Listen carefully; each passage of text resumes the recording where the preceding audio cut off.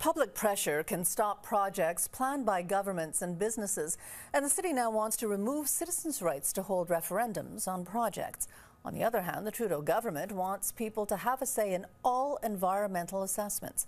Germain Belzile is with the Montreal Economic Institute, and so nice to see you again. I guess with most things, what sounds like a good idea at first, it's a little bit more complicated, right? Because when the Trudeau government says we want everybody to have a say in all environmental assessments, it sounds good. But when you're talking about social license, not necessarily a good idea. Right? Well, there are many pitfalls involved in social license. First of all, it's a very fuzzy concept. It's not well defined. In fact, there are as many definitions as there are people talking about this concept. So to some, it means, well, if anyone is opposed to a project, we shouldn't do the project, in fact.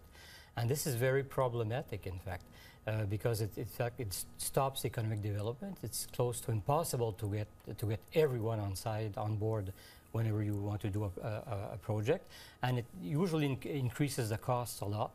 And very often we don't do the project because of that. You know, and I think what's most misleading in terms of the definition of social license, as you say, is people see it as the right for people to have a voice. But in fact, it's not everybody having a voice. It turns into very small, organized interest groups who have a voice, which isn't quite the same thing. And very right? vocal groups, in fact. One good example is Stratego Resources that tried to open a new uranium mine north of Chibougamau, Quebec. And some opposition was vocal on the lower North Shore, and a few doctors said, well, uranium is dangerous for your health. And this company, Stratego, had invested more than $150 million, had 22 permits, in fact, 22 different permits for the mine, and it was a go, everything was okay. And the government turned around and said, well, there's opposition to the project, so we create a moratorium. So they're in court right now. They're suing the government because, well, you don't know what's going to happen to your project. But on the other hand, and I think the fear that people have in general is that they don't necessarily trust corporations to have the best interests of people.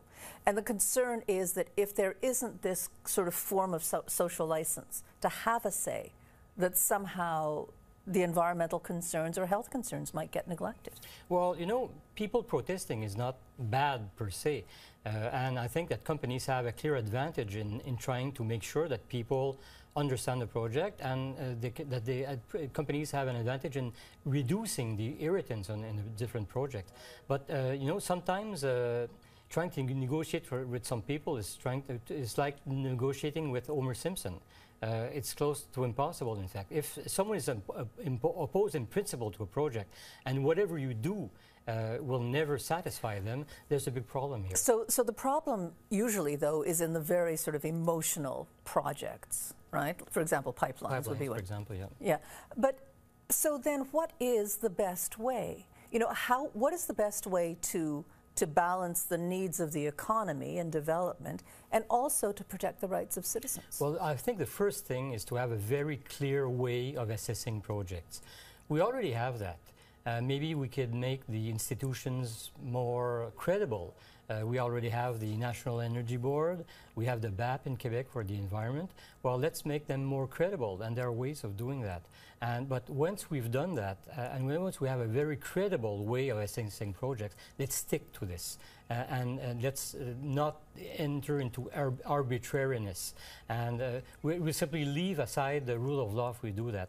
And we owe a large part of our prosperity to the fact that we've been using the rule of law for hundreds of years. And if we go to the mob rule, well, we'll become poorer and poorer. Okay. Thank you so much for this. Thank you. We'll be right back.